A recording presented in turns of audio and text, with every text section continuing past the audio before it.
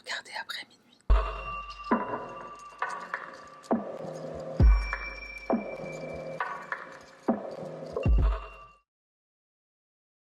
Salutations mon cher panda, moi c'est Sarah, bienvenue sur ma chaîne. Avant de commencer, un mot de notre sponsor, CyberGhost VPN.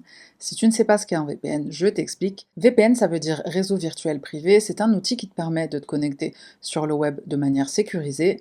Un VPN servira à te rendre invisible sur Internet en masquant ton adresse IP, en chiffrant tes données, ce qui te protégera des sites malveillants, des hackers et toute autre personne mal intentionnée. Bien sûr, CyberGhost ne collecte pas et ne partage pas tes données, et en plus de cette protection en permanence qui te permettra de surfer l'esprit tranquille, CyberGhost est un expert du déblocage de contenu géorestreint. Tu paies un abonnement chez Netflix, Amazon Prime, Disney+, et d'autres, mais tu n'en profites pas à 100%. CyberGhost te permettra d'accéder au contenu de plus de 40 plateformes de streaming sans restriction, du confort de ton canapé, de ton lit, enfin où tu veux. Tu pourras profiter de Amazon USA, Netflix Corée du Sud, etc. Plus de 38 millions d'utilisateurs font confiance à CyberGhost, notamment grâce à la facilité d'utilisation du programme. Tu installes le logiciel ou l'application mobile, tu choisis ton serveur, tu cliques et hop, t'es de l'autre côté de la planète. Avec un seul abonnement, tu pourras protéger jusqu'à 7 appareils en même temps. CyberGhost est compatible avec Windows, Mac, iOS, Android et bien d'autres. Sur Trustpilot, CyberGhost est noté presque 5 étoiles, on ne peut pas faire mieux, donc fonce profiter de l'offre du moment. En cliquant sur le lien en barre de description ou en commentaire épinglé, tu pourras bénéficier d'une réduction de 83% et 4 mois gratuits. L'abonnement te reviendra donc à 2,03 € par mois. Elle est pas belle la vie, et en plus de ça, tu as 45 jours pour te faire rembourser. Le service client est disponible 24 heures sur 24, 7 jours sur 7, donc fonce jeter un coup d'œil. Et pour commencer cette vidéo, j'ai une question à te poser. Est-ce que tu as constaté des changements dans le monde après le mouvement MeToo ? Alors perso, je trouve que oui, on n'a jamais par exemple autant vu de célébrités sous les projecteurs pour des allégations d'attouchement, d'abus, etc. De plus en plus de victimes ou supposées victimes, bon, on a la présomption d'innocence toujours, prennent la parole, notamment grâce au pouvoir des réseaux sociaux. Mais est-ce que la condition des femmes s'est vraiment améliorée, ou la condition de manière générale des personnes qui sont victimes de ce genre d'abus? Ça, c'est beaucoup moins sûr. Et pour exemple, j'ai décidé de te parler d'un meurtre, un féminicide, doublé d'un fameux crime d'honneur. Alors encore une fois, il va falloir m'expliquer en quoi tuer quelqu'un lave l'honneur d'une personne, mieux encore l'honneur de toute une famille. J'ai pas l'impression que devenir un assassin c'est plus honorable que prendre des selfies. Alors oui, parce que là, le niveau de cette affaire descend tellement bas dans les tréfonds de la bêtise humaine qu'on peut dire que la victime est en quelque sorte brutalement assassinée à cause de selfies. Entrons dans le vif du sujet. Qu'on aime ou qu'on n'aime pas les Kardashians, s'il y a bien une chose sur laquelle on peut tous se mettre d'accord, c'est l'impact monumental de cette famille dans la perception qu'ont les femmes de leur propre corps. Sur Instagram, tu peux te photoshopper des cuisses, un popotin XXL, te faire une taille de guêpe. Bon, plus c'est gros, plus ça passe. D'ailleurs, ça alimente beaucoup de complexes chez les adolescents. Mais ça peut aussi lancer des ambitions. Avec les réseaux sociaux, on a de plus en plus accès à des photos de femmes pulpeuses, certaines en profitent pour prendre la parole, encourager l'activisme, et nombreuses sont celles à envier ce style de vie. Un physique qui correspond aux normes de beauté, beaucoup d'argent, de l'influence, du mannequinat, du maquillage, de l'argent, etc. Qandil Balogh, qu'on surnomme la Kim Kardashian pakistanaise, c'est celle qui va nous intéresser dans cette enquête. Qandil Balogh, de son vrai nom Fawzia Azim, née le 1er mars 1990. Elle est originaire de Shah Sadarin, un petit village dans une région rurale et très pauvre au Pakistan. La petite Fawzia grandit avec 6 frères et 2 sœurs au sein d'une famille musulmane traditionnelle. Elle est aussi de confession musulmane, elle reçoit une éducation plutôt classique. Selon sa mère qui s'appelle Anwar Bibi, Fawzia, elle adore chanter, elle adore danser, elle aime attirer l'attention.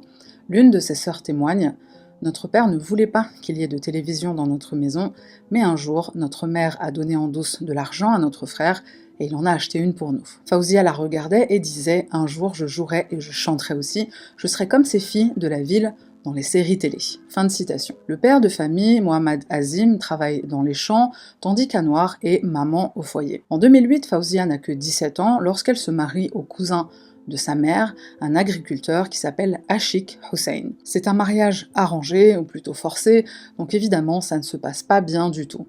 Il n'est pas instruit, donc Fawzia trouve qu'il est très difficile de connecter avec lui à un niveau intellectuelle. Je ne l'ai jamais accepté comme mari, ni dans mon cœur, ni dans mon esprit, dira-t-elle plus tard pendant une interview. Pourquoi j'ai passé 1 an et demi avec lui? J'étais la seule à le savoir, et la jeune femme est en effet tombée enceinte tout de suite après son mariage. Elle donne naissance à un fils appelé Michal en 2009. Et comme elle le dit elle-même, malgré ses rêves d'accomplir des grandes choses, elle se sacrifie pour son fils. Au bout d'1 an et demi de souffrance avec un mari qu'elle ne supporte plus, elle prend la fuite avec son fils Michal. Elle trouve refuge à Darul Aman dans la ville de Multan. Darul Aman, c'est un établissement pour femmes battues.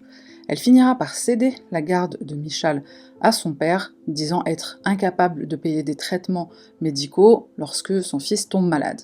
Mais elle compte bien le récupérer, son petit garçon, plus tard. Les accusations de violence sont fortement démenties par l'ex-mari, qui tient des propos bien flippants à l'égard de Fawzia.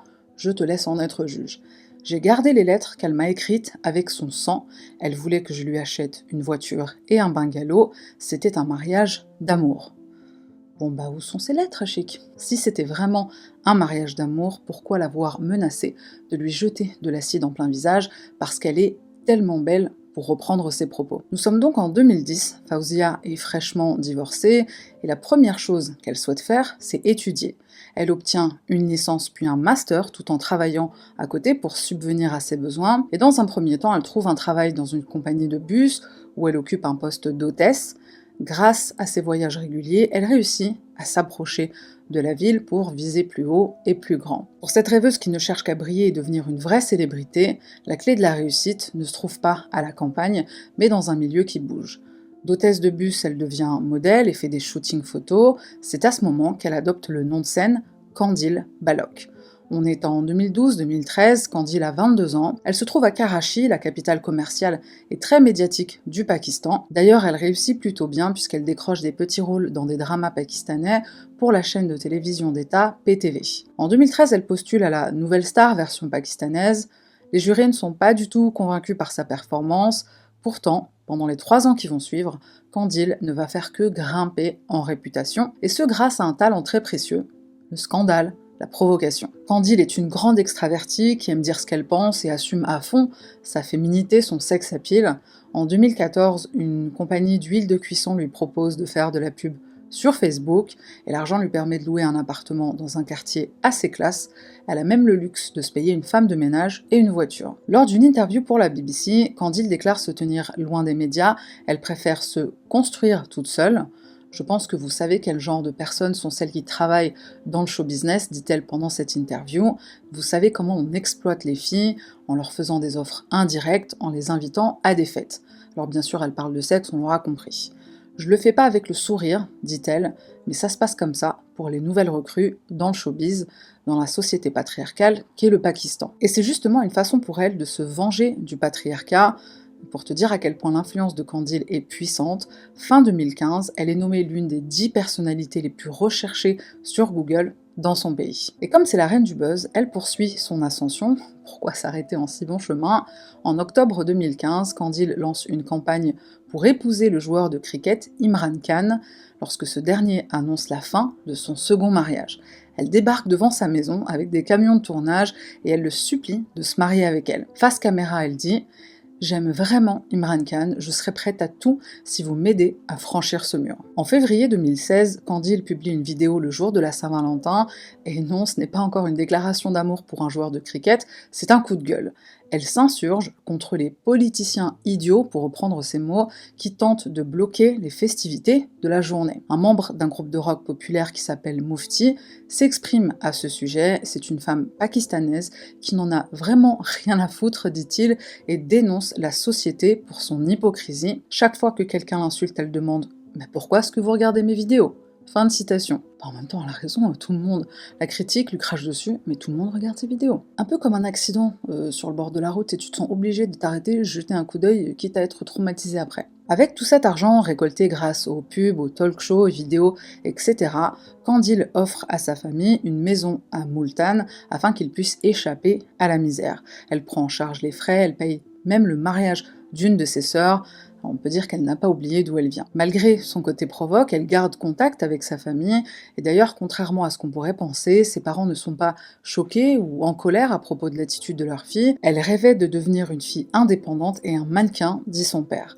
Même si les parents ne sont pas très fans de son choix de vie, c'est pas non plus la chouma totale, surtout pour un père qui affirme haut et fort n'avoir jamais éprouvé de honte quant au choix de vie de Fawzia, a.k.a. Qandil. Selon lui, Qandil, c'est Qandil. Sauf que dans un pays aussi conservateur que le Pakistan, vivre la vie d'influenceuse qui se prend en selfie, qui twerk, qui partage des stories en veux-tu en voilà, qui se filme en bikini en train de danser, bah ça passe pas pour beaucoup de monde.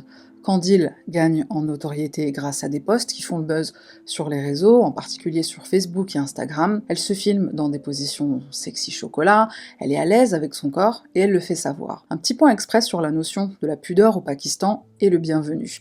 Il n'existe pas de loi qui oblige le port du voile pour les femmes. Par contre, traditionnellement, certaines régions ont intégré la tradition de la burqa, le voile intégral, surtout après le mariage. C'est le cas dans des zones reculées, pauvres et très rurales et conservatrices, alors qu'en ville, l'opinion publique est généralement plus ouverte, entre guillemets, et les femmes ont plus le choix. Donc globalement, les femmes se plient à cette tradition sans trop se poser de questions.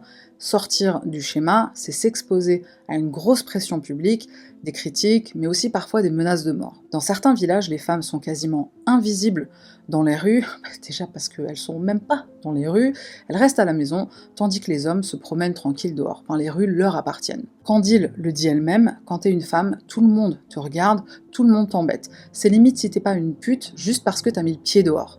Alors se lancer sur les réseaux sociaux comme elle le fait, ça demande vraiment un grand courage, même si elle peut parfois nous sembler un peu cringe, un peu mauvais goût. Il y a des clips, ça fait un peu penser aux années 90, mais c'est pas les bonnes années 90. कुछ ऐसा करूंगी कि लोग परेशान हो जाएंगे. Grâce à ses selfies et ses vidéos, Qandil réussit à rassembler plus de 750 000 abonnés sur Facebook. Elle est très réactive avec sa communauté, elle cumule les controverses, les dérapages, bref, elle cherche à faire le buzz. Exemple. Elle promet au joueur de cricket Shahid Afridi de lui faire un striptease s'il bat l'Inde pendant une compétition. Pour nous, en bon français, on trouve ça un peu bof, mais là-bas, c'est limite un geste militant. C'est quand même une jeune femme qui échappe à un mariage désastreux toute seule, sans l'aide ni le soutien de sa famille. Elle se bat contre tout un système patriarcal. D'ailleurs, elle est carrément considérée comme une vraie féministe. La fondatrice des droits numériques, Nigat Dad, s'exprime à son sujet. L'une de nos missions est d'apprendre aux femmes qu'un téléphone portable est un outil et qu'il peut être utilisé pour détruire le patriarcat. Qandil fait exactement cela. Elle utilise son téléphone portable pour célébrer sa sexualité. Fin de citation. Qandil le dit elle-même, les filles me disent que je suis une girl power, oui, je le suis. Mon but, c'est de transmettre un message positif à mes abonnés, à celles qui ont été mariées de force, celles qui continuent de se sacrifier. Je veux être un exemple pour elles. Mais l'élément déclencheur, ce qui va lancer la machine et mener doucement mais sûrement vers l'horreur, c'est une rencontre totalement improbable qui en serait presque drôle si cette affaire n'allait pas connaître une issue tragique. On est en avril 2016, Qandil est invité à participer à une émission de comédie, Aljib Saa, avec un moufti, le moufti Kavi. Un moufti, c'est un savant musulman qui est une figure d'autorité sur les questions religieuses que les fidèles peuvent avoir. Ce moufti-là, donc moufti Kavi, il a l'habitude d'échanger avec des jeunes femmes, parce que ça fait de l'audima, en mode vas-y laisse-moi parler avec la jeunesse dépravée, je vais toutes les mettre sur le droit chemin. En vidéoconférence, moufti Kavi et Qandil ont un échange assez particulier, ils se promettent un rendez-vous où ils pourraient se rencontrer en chair et en os, en personne, et c'est ce qui va se passer. Direction Karachi, c'est la plus grande ville du Pakistan, pleine d'énergie, pleine de vie, on y trouve des plages, des marchés très animés, une scène artistique franchement très sympa, rien à voir avec le village natal de Qandil. Dans un hôtel, en plein mois de Ramadan, donc en juin 2016, Qandil se filme avec le moufti ambiance snap, détendu, manquait juste une chicha. Dans une vidéo, le moufti déclare qu'il est heureux d'avoir rencontré Qandil, il espère lui offrir des conseils sur des questions liées à la religion. Et il ajoute « Je vais guider Qandil Balok et j'espère qu'elle m'écoutera ». Qandil ne se rend probablement pas compte du tsunami dans lequel elle vient de plonger tête la première. Les émissions de télé se déchaînent et s'accaparent les images, genre c'est quoi cette tepu avec un barbu en train de ftoler ensemble comme des ados en plein Ramadan. Pour en savoir plus, les journalistes les invitent pour qu'ils racontent leur histoire à la télé. Le Mufti Kavi esquive les questions, ce qui renforce l'intention de Kandil, qui a pour but de révéler la vraie nature de certains religieux dans son pays. Pour elle, le Mufti n'est pas clean, et d'ailleurs les collègues du Mufti Kavi vont péter un plomb en voyant les selfies, les vidéos, à tel point qu'ils décident de le virer de l'ordre religieux. Alors, moi-même musulmane, je ne savais même pas qu'on pouvait licencier un Mufti. Hors caméra, Kandil va même accuser le Mufti de s'être comporté d'une manière très inappropriée. Il aurait bu une boisson gazeuse et fumé une clope en plein jeûne. Alors juste au cas où tu le sais pas, le Ramadan c'est un mois du calendrier musulman. Pendant ce mois-là, les musulmans ne mangent pas, ne boivent pas et n'ont pas de rapport sexuel du lever au coucher du soleil. Donc la clope, le sélecto en pleine journée, normalement c'est interdit. Kandil déclare « Il est une tache sur le nom de l'islam. Qui est-il pour prétendre être le gardien de la foi ?» Et alors si tu suis bien l'histoire, les petites danses sexy, les promesses de striptease, etc., bon c'est une chose, mais là on commence à toucher à la religion, et ça c'est peut-être ce qui va mettre le feu aux poudres. Sans parler du fait que Kandil commence à réunir des adeptes, des jeunes femmes qu'il admire, qui cherchent à faire comme elle, à s'émanciper. En gros, tu l'as compris, Kandil commence à poser un sérieux problème. On n'est plus dans le simple buzz, là on est dans l'influence. La presse est tellement obsédée par la Kardashian pakistanaise qu'ils réussissent à découvrir son village d'origine. Grâce à qui ? Grâce au Mufti, qui est aussi originaire du même coin et qui va lâcher l'information. Un journaliste en profite pour mener son enquête, et paf, ça fait des chocs épiques. On fait le lien entre Kandil Balok et Fawzia Azim, donc son vrai nom, mais parce que jusque-là, personne ne savait qui elle était vraiment, cette jeune femme. Et aujourd'hui, toute la famille de Fawzia/Kandil est sous les projecteurs des médias. La fête de l'Aïd approche, on est au mois de juillet 2016. L'Aïd, c'est une fête religieuse chez les musulmans. Kandil quitte la ville de Karachi parce qu'elle est très exposée aux médias et elle décide de rejoindre sa famille à Multan. Pour l'occasion, elle se voile avec un niqab, un voile intégral, enfin en tout cas un voile qui recouvre la moitié de son visage. Ça lui arrive pas souvent, voire jamais. Quelques jours après son retour à la maison, Wassim, l'un de ses frères, menace de la tuer. La mère de famille est totalement paniquée, elle donne même de l'argent à son fils Wassim pour qu'il retourne dans leur village d'origine, Shah Sadardine, et qu'il ne croise pas le chemin de sa sœur Kandil. Alors on se souvient que Kandil loue une maison pour sa famille dans la ville de Multan, elle paye tout pour eux, etc. Kandil, elle n'est pas d'accord, elle veut voir sa famille pour les fêtes, donc elle demande à son frère de revenir. Wassim accepte, il prépare du lait sucré pour toute la famille, la réconciliation semble fonctionner. Mais le frère, aigri et sûrement jaloux du succès de sa sœur, cache très bien son jeu. Dans le lait sucré, il ajoute des somnifères. Pas assez pour que tout le monde s'effondre, juste assez pour qu'ils se sentent tous KO et qu'ils aillent se coucher très tôt. Le matin du 16 juillet 2016, 18 jours après la révélation de sa véritable identité, Kandil Balok est retrouvée morte par sa propre mère au domicile familial. La jeune femme n'a alors que 26 ans. La déclaration de sa mère au sujet de cette horrible découverte fait froid dans le dos. Quand je me suis réveillée, je transpirais beaucoup, raconte Anouar, la maman. Je me suis levée, mais ma tête était lourde et ma vision trouble. J'ai marché en me tenant au mur, j'appelais Kandil pour la réveiller pour le petit déjeuner. J'ai soulevé la couverture de son visage, mais elle n'était plus de ce monde. J'étais terrifiée, j'ai poussé un cri d'horreur. Et là, tu te demandes sûrement qui a fait ça, comment, pourquoi. Qui d'autre aurait pu s'en prendre à Kandil, si ce n'est celui qui l'a menacé de mort et qui a drogué toute la famille, le meurtrier Wassim, le frère, se rend lui-même au poste de police, comme c'est le cas dans de nombreux crimes d'honneur au Pakistan. C'est limite s'ils sont pas fiers d'aller frapper chez les flics. Le frère de Kandil déclare sans l'ombre d'un remords devant les caméras en direct « Oui, je l'ai tuée la nuit dernière, étranglée à mort. Je n'ai pas honte de l'avoir tuée. Elle faisait des vidéos sur Facebook et déshonorait le nom de la famille. » Et il y avait cette affaire de religieux, le Mufti, notre maison était assiégée par les médias. Avant, c'était pas comme ça. En vrai, c'est pas tant le fait qu'elle soit qui elle est qui dérangeait le frère, c'est le fait que l'identité réelle de sa sœur ait été découverte et ça a impacté le quotidien du pauvre Wassim. Kandil Balok est enterré dans son village natal de Shah Sadardine. De nombreuses personnalités publiques réagissent et prennent la parole en apprenant la mort de la Kim Kardashian pakistanaise. À commencer par Imran Khan, le joueur de cricket qui s'avère être aussi le Premier ministre pakistanais. Il condamne le meurtre de Kandil et il appelle à des réformes pour protéger les droits des femmes au Pakistan. Charmin Obaid Chinoy, réalisatrice pakistanaise et lauréate d'un Oscar, est une voix très influente pour la sensibilisation aux problématiques de violence faites aux femmes. Elle exprime sa tristesse et sa colère sur les réseaux sociaux. Maïra Khan, une actrice très connue à l'international, condamne le meurtre et se désole d'apprendre la tragédie.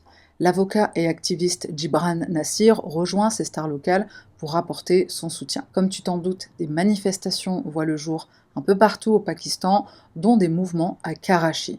C'est après tout la ville où Kandil démarre sa carrière. Des militants demandent justice pour Kandil, une traînée de poudre qui atteint la ville de Lahore, deuxième plus grande ville du Pakistan, Islamabad, la capitale, et bien sûr Multan, la ville où Kandil a été assassiné. La presse libérale et progressiste du Pakistan, dont Friday Times, consacre la une d'un de leurs numéros, La bougie dans le vent, une artiste talentueuse et autodidacte qui a testé les limites de nos sensibilités et qui est devenue, dans sa vie si tumultueuse et sa mort tragique, le symbole éternel de l'éclat entre nos médias et la réalité sociale. Fin de citation. Évidemment, l'humanité étant ce qu'elle est, de nombreux connards réagissent aussi sur les réseaux sociaux en disant que Wassim est un héros, qu'il a bien fait de tuer sa sœur, elle l'a bien cherché, culture du viol, apologie de la violence, enfin tu connais la chanson. Au passage, tu te souviens sûrement du Moufti qui a participé aux vidéos en plein ramadan, #Club Selecto. Je te laisse être juge de sa déclaration. Elle s'est moquée d'Imran Khan, de Shahid Afridi et de l'équipe de cricket du Pakistan, personne n'a rien dit. Mais quand vous insultez un érudit comme moi, vous voyez la réaction. Elle a dit qu'elle avait 700 000 followers, mais quand elle est morte, à peine 100 personnes ont assisté à sa dernière prière. C'est parce que les gens respectent les mouftis et elle m'a manqué de respect. Genre j'ai Dieu de mon côté, elle m'a attaqué et ça s'est retourné contre elle. Je ne vais pas commenter, je te laisse le soin de le faire. Et j'ajouterai aussi que cet ancien moufti a aussi fait la controverse au Pakistan, pas seulement à cause de sa rencontre avec Kandil, mais aussi parce qu'il a dit, accroche-toi, il a dit que les boissons alcoolisées sont autorisées en islam tant que ça dépasse pas 40% d'alcool. Donc vin, champagne, c'est ok, Jack Daniels, c'est bahlel. Même si l'assassin de Kandil Balok se rend de lui-même aux autorités, c'est l'heure pour la police de mener l'enquête. Ironie du sort, l'affaire est confiée à une femme policière, Atia Jaffri, âgée de 52 ans, est en charge du dossier Balok. Elle remplace son collègue écarté de l'affaire, l'inspecteur Ilyas Haider, pour négligence et investigation insuffisante. Avant cet assassinat, on ne lui avait encore jamais demandé d'enquêter sur un homicide. Atia devient à son tour médiatisée, puisque la mort de Kandil fait scandale. La policière se confie au journal Le Diplomate. Il est courant que l'officier de police centrale intègre au moins une ou deux femmes policières dans l'équipe chargée d'enquêter sur les crimes d'honneur, explique-t-elle, parce que dans des affaires pareilles, nous devons souvent interagir avec les mères ou les sœurs des victimes. Mais je n'ai jamais été auparavant nommée responsable d'une affaire de meurtre. Ce n'est pas une affaire ordinaire, Balok était une célébrité, elle a été tuée d'une manière horrible qui a emporté tout le pays, alors peut-être que mes responsables ont pensé qu'il était préférable qu'une femme dirige l'affaire. Fin de citation. Désormais, la justice doit déterminer si la mort de Kandil est bel et bien un crime d'honneur. Wassim espère recevoir le pardon de sa famille, ce qui pourrait lui éviter la prison. Est-ce que tu veux 5 minutes pour te remettre de la phrase que je viens de dire ou est-ce qu'on continue? N'hésite pas à faire pause si besoin. Un pardon, tu évites la casse-prison. Au Pakistan, si un meurtrier est pardonné par ses proches, il peut échapper à la casse-prison. Encore une fois, je te laisse le soin de commenter. Malgré cette loi incroyable, la police locale déclare pour cette affaire que ce crime est impardonnable. Wassim va devoir trouver une autre défense pour se sortir du pétrin, s'il y arrive. Le procès de Wassim Azim débute en janvier 2017. Son cousin Haq Nawaz est aussi inculpé pour meurtre, avec 2 autres hommes inculpés pour complicité. Selon un documentaire de la BBC où une journaliste rencontre le Moufti, après le meurtre, les 2 autres hommes impliqués auraient un lien avec le religieux, le Moufti Kavi. Club Coca. Complot, règlement de compte, rien n'est sûr à 100%. Les 4 accusés plaident non coupables selon l'avocat de la défense Sardar Zafar Ahmed. Un autre frère de la victime, Aslam Shaheen, est au départ aussi accusé d'être complice du meurtre, mais les parents changent de version à son sujet. On ne sait pas s'il y a un billet qui est tombé ou quoi, mais les parents sont catégoriques sur l'identité du meurtrier, celui qui a porté le coup fatal, Wassim. À l'issue du procès, à la fin de l'année 2019, Wassim Azim est condamné à la réclusion à perpétuité pour le meurtre de sa sœur Fawzia Azim, connue sous le nom de Kandil Balok. Et c'est pas fini. Depuis la mort de Kandil, la famille retourne vivre à Shah Sadardine, dans la pauvreté la plus totale. Ils vivent dans une maison entassée à 25. Le père de Kandil témoigne en parlant de son fils Wassim: « Je ne peux pas lui pardonner. Je veux qu'il soit abattu devant mes yeux. C'était une fille très courageuse et c'est sa bravoure qui l'a rendue célèbre. Si elle n'avait pas pris de risque, elle ne serait pas devenue célèbre. » 3 ans s'écoulent, on est le jour de la Saint-Valentin, le 14 février 2022, et ce jour-là, plot twist de malade. Wassim, qui est emprisonné depuis 6 ans maintenant, est acquitté. Pourquoi? Comment c'est possible? Il a été condamné à la prison à vie, donc normalement, c'est à vie. Le tribunal de la ville de Multan indique via un avocat, Sardar Mehboob, que l'acquittement est bel et bien officiel, et ce, malgré une récente modification de la législation pakistanaise qui aurait dû éviter ça. En effet, les parents d'une victime d'un crime d'honneur ne peuvent plus pardonner à l'assassin, ce pardon qui permettait au meurtrier de s'en tirer sans aucun souci. Maintenant, c'est du passé. Pourtant, le juge en charge du dossier peut choisir de ne pas retenir la notion d'honneur. Et dans ce cas, le meurtrier peut demander le pardon. L'avocat des parents, Safdar Shah, déclare que les parents ont finalement donné leur consentement. Ils pardonnent donc à leur fils d'avoir tué leur fille, donc sa sœur. Alors si toi aussi t'es un peu perdu, je reformule. Crime d'honneur, si la famille pardonne, le tueur ne va pas en tôle. Nouvelle loi, avec ou sans pardon, crime d'honneur, tu vas quand même en prison. Et crime tout court, si tu as le pardon de la famille, pas de prison. Soit c'est une faille juridique sublime, en tout cas sublime pour Wassim, soit ils ont déplacé le pardon de crime d'honneur à crime classique pour quand même satisfaire les Wassim & Co, si jamais ils devaient aussi tuer leur sœur, leur fille, etc. À l'âge de 38 ans, Wassim est donc acquitté et libéré, grâce, ou plutôt à cause de sa mère et de son père. Kandil s'est sûrement retourné dans sa tombe quand elle a appris la chose. Le procureur d'État, Khurram Khan, n'est pas du tout d'accord avec cet acquittement, il essaie même de faire appel. Alors je sais pas si tu te rends bien compte, le procureur qui fait appel, le procureur c'est l'État, donc il fait appel devant un juge qui a décidé que non, en fait c'est pas un meurtre d'honneur. C'est un meurtre, mais l'honneur, non, y a pas. Wassim avait pourtant dit lui-même qu'il avait tué sa sœur Kandil parce qu'elle avait sali l'honneur de la famille. Donc que fait-il pour bénéficier de cette décision du juge? Il revient sur sa confession. C'est la police qui m'a forcé à me confesser, dit-il. Je suis reconnaissante vis-à-vis du tribunal qui a ordonné la libération de mon fils à notre demande, déclare Anouar, la mère de la victime et de l'assassin. Nous sommes toujours tristes pour la perte de notre fille. Ça, j'en suis pas très sûre. On ne le dira jamais assez, crime d'honneur n'a rien à voir avec l'islam. Il n'y a aucun verset dans le Coran, aucun savant musulman qui appelle au meurtre pour laver l'honneur. Donc il faut bien faire la différence entre la culture d'un pays, la religion. Les crimes d'honneur, c'est une pratique culturelle, sociale, contre laquelle les musulmans essaient de lutter. C'est des pratiques qu'on trouve dans certaines parties du monde et pas d'autres.